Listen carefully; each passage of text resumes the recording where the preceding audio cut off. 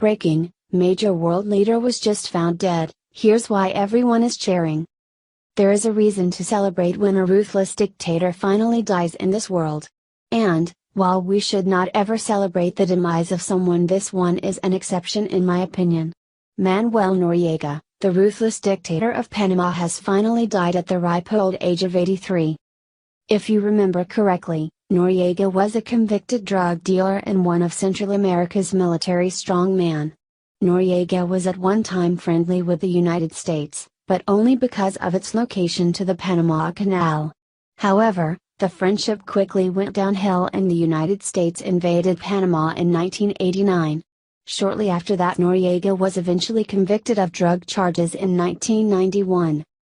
Noriega then spent close to 20 years in prison before being extradited to France and then eventually returned to Panama.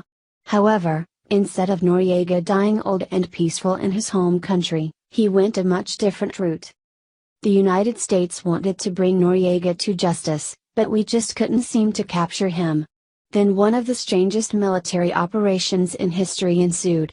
The operation was titled Operation Just Cause, and capturing Noriega proved to be harder than anyone initially thought.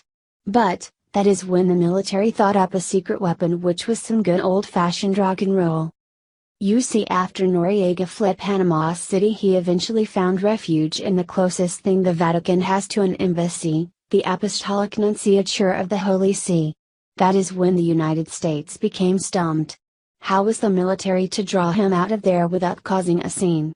The United States wrote the Vatican asking to push Noriega out, but it was bad timing considering this happened around Christmas. And, that things became even more interesting. Here is more from America's freedom fighters.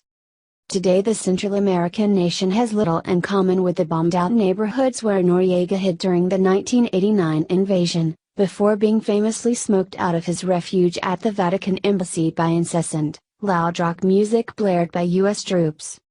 Tristram Fane Saunders at Telegraph reports that help came in the unlikely form of glam rock.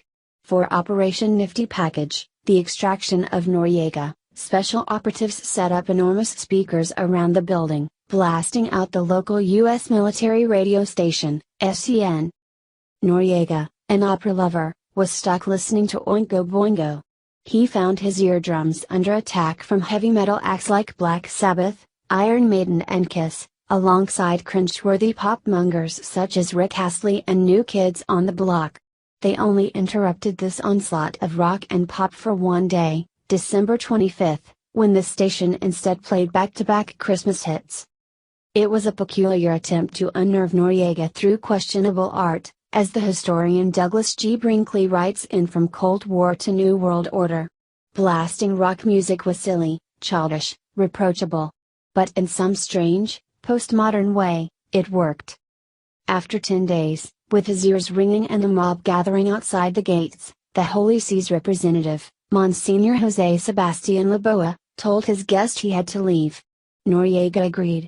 He wrote 2 letters, one to his wife, "I go now on an adventure," he told her, and one to the Pope, thanking him for his hospitality.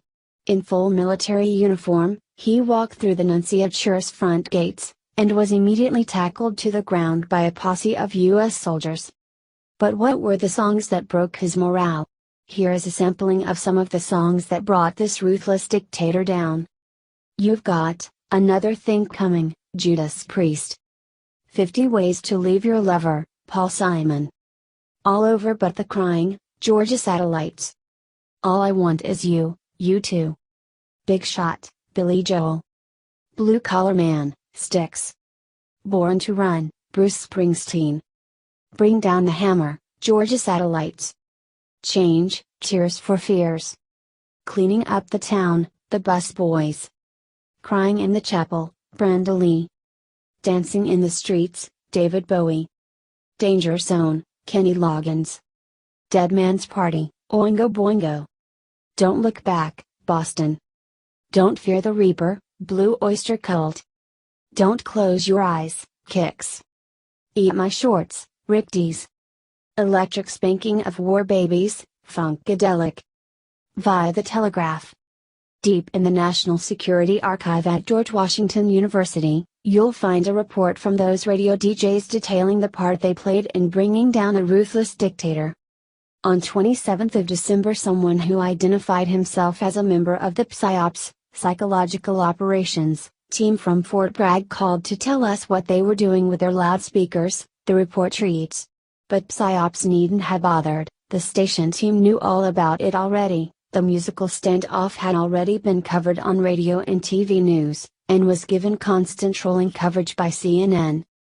We had been receiving requests with a musical message, for Noriega either by the words or the song title, but as soon as the media picked up on the story, those types of requests increased dramatically, the report explains, listing 95 of the more amusing requests. A few song titles say it all. Thanks to their call and request line, Noriega was repeatedly told he had nowhere to run and no particular place to go. He was a prisoner of rock and roll, with no alibis, wanted dead or alive. His state of mind was imaginably best captured in a novelty single by one-hit wonder Napoleon XIV, "They're Coming to Take Me Away, Ha Ha." You can read the entire list of music here if you would like. I have to admit this is pretty funny to me and I can't stop laughing. Some of the songs on this list are just epic but brought the Sasat to his knees. I am glad that this monster is gone and we can move on from that disaster already. I think now, in remembrance of Noriega, I will listen to a little Blue Oyster Cult now. What about you?